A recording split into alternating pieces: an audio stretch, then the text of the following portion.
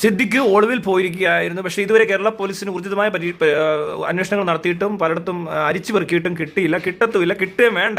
വേണ്ട, അത് നമുക്ക് അങ്ങനെ നിർബന്ധമൊന്നുമില്ല, ആഗ്രഹമില്ല ഇങ്ങനെ ഒരാളെ തപ്പി പിടിക്കണമെന്നൊന്നും. പിടിച്ചിട്ട് എന്ത് ചെയ്യാൻ? പിടിക്കണ്ട, അത് നമുക്ക് ഞങ്ങൾ ആഗ്രഹിക്കുന്നു, പ്രതീക്ഷിക്കുന്നു പോലും. ആരെങ്കിലും ഇത് കണ്ടുകൊണ്ടിരുന്ന ആർക്കും അറിയാത്തത് സിദ്ദിഖിനെ കിട്ടാനൊന്നും പോകുന്നില്ല, സിദ്ദിഖിനെ അറസ്റ്റ് ചെയ്യത്തില്ല, സിദ്ദിഖ് സുപ്രീം കോടതി പോകുന്നുണ്ട്, ഇനി അത് കഴിഞ്ഞ് അവിടെ നിന്ന് ജാമ്യം എടുത്ത് വരുന്നുണ്ട്, അങ്ങനെയൊക്കെ പറയുമ്പോൾ പിന്നെ അത് അറസ്റ്റ്. നമ്മളെപ്പോലുള്ള ആൾക്കാരൊക്കെ പിടിക്കുമ്പോൾ കാണുന്ന കാഴ്ചയൊക്കെ വലിയ വലിയ ആൾക്കാരൊക്കെ പിടിക്കുമ്പോൾ കാണുമെന്ന് വിചാരിക്കേണ്ട. അവരെന്ത് ചെയ്താലും അത് എന്ത് പരാതി കിട്ടിയാലും നമ്മളെ പറ്റിയുള്ള പരാതിയും അവരെ പറ്റിയുള്ള പരാതിയും രണ്ട് തരത്തിലായിരിക്കും. നമ്മളെ പറ്റിയുള്ള പരാതി ചെറുതാണെങ്കിലും പോലീസ് ജീപ്പിൽ പോകും, അവിടെയൊക്കെ കൊണ്ടു നടക്കും, ഭയങ്കരമായ അന്വേഷണം നടത്തും, പെട്ടെന്ന് തന്നെ അറസ്റ്റ് ചെയ്യും. കാണാതായെന്ന് പറഞ്ഞാൽ വാർത്തയൊക്കെ വെച്ചിട്ട് പെട്ടെന്ന് കണ്ടുപിടിക്കും. കാണാതെ ഞാനൊളിവിൽ പോയിട്ടില്ലെങ്കിൽ പോലും അങ്ങനെയൊക്കെ പലതും പറയും. പക്ഷെ സിദ്ദിഖിനെ പിടിക്കുന്നത് അത് എല്ലാവർക്കും അറിയാവുന്ന കാര്യം. ഇത് ആർക്കും അറിയാത്ത, നിങ്ങൾക്ക് ആർക്കില്ല ഒരു ഇതുണ്ടാകും സിദ്ദിഖിനെ അറസ്റ്റ് ചെയ്യുമെന്ന്. മുകേഷിനെയോ അറസ്റ്റൊന്നും ചെയ്യത്തൊന്നുമില്ല, ലോക്കപ്പിലൊന്നും കൊണ്ടിടാമെന്നുള്ള ധൈര്യമൊന്നും പോലീസിനൊന്നും ഇല്ല. പോലീസുകാർ ആകെ പിടിക്കുന്നത് ഈ നക്കാപ്പിച്ച കേസും ഈ പാവപ്പെട്ട ഏതെങ്കിലും യൂട്യൂബറൊക്കെ കിട്ടിയാൽ അകത്ത് കൊണ്ടിടും. എന്തിനും പറഞ്ഞെന്നൊക്കെ പറഞ്ഞു കഴിഞ്ഞാൽ അവരെ പിടിച്ച് ഭയങ്കര സംഭവം കാണിക്കും. അതുപോലെ തന്നെ വണ്ടിയുടെ എന്തെങ്കിലും പരിപാടി ഉണ്ടെങ്കിൽ അകത്ത് വെക്കുന്നത് ഭയങ്കര നിയമ നടപടികളാണ്. പിന്നെ അങ്ങോട്ട് പോലീസ് ഇടപെടും, കോടതി ഇടപെടും, എല്ലാം കൂടെ ഇടപെട്ട് അവരെ അങ്ങ് പഠിപ്പിക്കും. ബലാത്സംഗം പീഡനമൊക്കെ എല്ലാം. പിന്നെ ഏതെങ്കിലും ചെറുപ്പക്കാരൻ്റെ അടുത്ത് വല്ല ബസ്സിലോ വല്ല വരുന്ന എന്തെങ്കിലുമൊക്കെ ഒന്ന് കാണിച്ചെന്നോ കേട്ടെന്നൊക്കെ പറഞ്ഞ് അവരെ പിടിക്കും. അവനെ കൊണ്ട് അകത്ത് വരും, 14 ദിവസം റിമാൻഡിൽ പോകും. 14 ഇപ്പോൾ കൂടിയിട്ടുണ്ടെന്ന് തോന്നുന്നു. പക്ഷേ അത് കഴിഞ്ഞ് അവനെ നാട്ടിക്കാവുന്നതിൻ്റെ പരമാവധി മീഡിയക്കാരെല്ലാവരും കൂടെ നാട്ടിക്കും.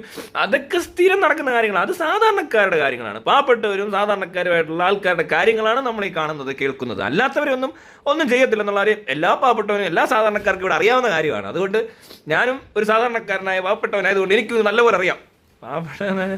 ഈ കാശില്ലാത്തവൻ, മനസ്സിലായില്ലേ, ഇതുപോലെയൊക്കെ എടുത്ത് കൊടുക്കുക, എന്തെങ്കിലും കൊണ്ടുവരണേ കാശ് കൊടുത്ത് ഒതുക്കാനായിട്ട് നമ്മുടെ കാശില്ലാത്തവരായതുകൊണ്ട് പോലീസുകാരും അതിനനുസരിച്ചൊക്കെ ഇടപെടത്തുള്ളൂ. മനസ്സിലായില്ലേ? ഇപ്പം നമ്മൾ അങ്ങോട്ട് കൊണ്ടൊരു പരാതി കൊടുത്താൽ എന്തുകൊണ്ടാണ്? ഭവന വേതനവും വധഭീഷണി എന്നൊക്കെ പറഞ്ഞ് ഞാൻ ഒരു പരാതി കൊണ്ട് പോലീസിനെ കൊടുത്ത് പോലീസുകാർ അനങ്ങിയില്ല. പിന്നെ ഞാനത് പ്രൈവറ്റ് കംപ്ലൈൻ്റ് ആയിട്ട് കേസ് പോയിട്ട് കോടതി പോകണം, അങ്ങനത്തെ രീതിയിലോട്ട് അങ്ങ് തള്ളി മാറ്റി വെക്കും. അവിടെ അതൊന്നും നമുക്ക് കിട്ടത്തില്ല, നമുക്കതൊന്നും കിട്ടത്തില്ല. നമ്മളത് കിട്ടുമെന്ന് പ്രതീക്ഷിക്കുന്നുമില്ല. ഉള്ള ആരും പറയാനില്ല, എനിക്ക് ഒരു പ്രതീക്ഷയില്ല ആ സംഭവത്തിൽ. അത് അങ്ങനെ നടക്കത്തുള്ളൂ എന്ന് അറിയാവുന്നതുകൊണ്ട് തന്നെ കൂടുതൽ ഇടുന്ന് മെനക്കെടാനും പോകത്തില്ല. നമ്മളെല്ലാവരും അങ്ങനെയല്ലേ, എല്ലാവരും ഒന്ന് ശ്രദ്ധിച്ച് ചോദിക്കും. പിന്നെ നമ്മുടെ നേരെ വരുന്നിടത്തുനിന്ന് എങ്ങനെ ഒന്ന് കൂടി രക്ഷപ്പെടുന്നതാണ് നമുക്ക് നല്ലത്. അതുകൊണ്ട് നമ്മൾ അതിനുവേണ്ടിയൊക്കെ വർക്ക് ചെയ്താൽ കൊള്ളാം.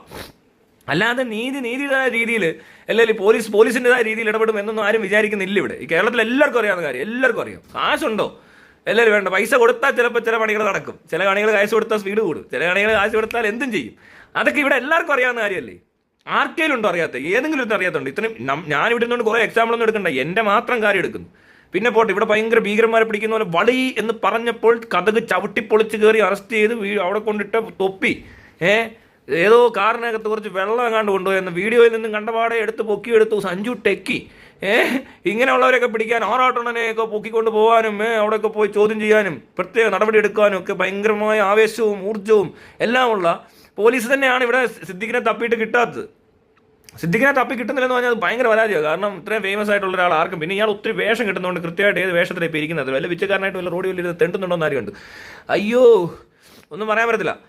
എന്താണെങ്കിലും അതൊന്നും ഇവരെ കൂടെ നടക്കത്തൊന്നുമില്ലെന്നേ. അങ്ങനെയാ അത് ആർക്കും അറിയാത്തത്? ആർക്കെങ്കിലും അറിയാത്തവരുണ്ടോ? ഇതിനകത്ത് കമൻറ്റ് ഇടും, നിങ്ങൾക്ക് അറിയില്ലായിരുന്നു എന്നൊന്ന് കമൻറ്റ് ഇടാൻ ആരെങ്കിലും ഒരാളുണ്ടോ?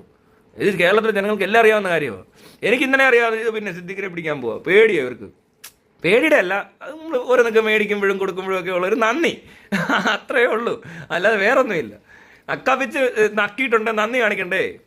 അങ്ങനെയാണല്ലോ നമ്മുടെ സ്വഭാവം. നമ്മൾ പട്ടിയെ പോലെ ബിഹേവ് ചെയ്യാൻ തുടങ്ങിയാൽ പട്ടി യജമാനോട് കൂറ് കാണിക്കും. പക്ഷേ പുറത്തുനിന്നൊരു പിച്ചക്കാരൻ വന്നാൽ കുറയ്ക്കുകയും കടിക്കുകയൊക്കെ ചെയ്യും. അതുപോലെ തന്നെ ആരെങ്കിലും നമ്മൾ കമാൻഡ് ചെയ്യുന്നവരിക്കും അതിൻ്റെ കാര്യങ്ങൾ. ക്യാച്ച് എന്നൊക്കെ പറഞ്ഞാൽ ചിലപ്പോൾ ആരെയും കടിക്കുമായിരിക്കും. പക്ഷേ അല്ലാതെ ഈ സാധനം കടിക്കുന്നത് ശ്രദ്ധിച്ചറിയാം. വീട്ടുകാരെ ഒന്നും കടിക്കത്തില്ല, അതിനറിയാം ബന്ധുക്കളൊക്കെ ആരാന്നൊക്കെ. അവരൊന്നും കടിക്കത്തൊന്നുമില്ല. കൂട്ടുകാർ വീട്ടിൽ വന്ന് വന്നാലും ചിലപ്പോൾ ചില പട്ടി അടിക്കത്തില്ല. എൻ്റെ ഓരോ കൂട്ടുകാരുടെ വീട്ടിലെ പട്ടികളുടെ അടുത്തൊക്കെ എനിക്ക് ഞാൻ നല്ല ഫ്രണ്ട്ലിയാണ്. കാരണം അവർ പഠിപ്പിച്ചിട്ടുണ്ട്. ചുമ്മാ തമാശയ്ക്ക് അടിക്കും. അതും പട്ടിക്കുണ്ട്, ചുമ്മാ ചുമ്മാ കടിച്ചുകൊണ്ടിരിക്കും. കമ്മുകാന്ന് പറയും.